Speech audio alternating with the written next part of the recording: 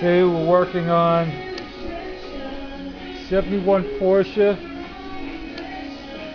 1.7 engine, 4-cylinder. I'm having a problem with my gauge not working properly. The gauge is hooked up into a spark plug, goes into the spark plug port. See how it's hooked up? Got a metal ring that screws right into the port. But if you see here, you got a broken connector. So if you're having a problem with the gauge, my gauge is right there.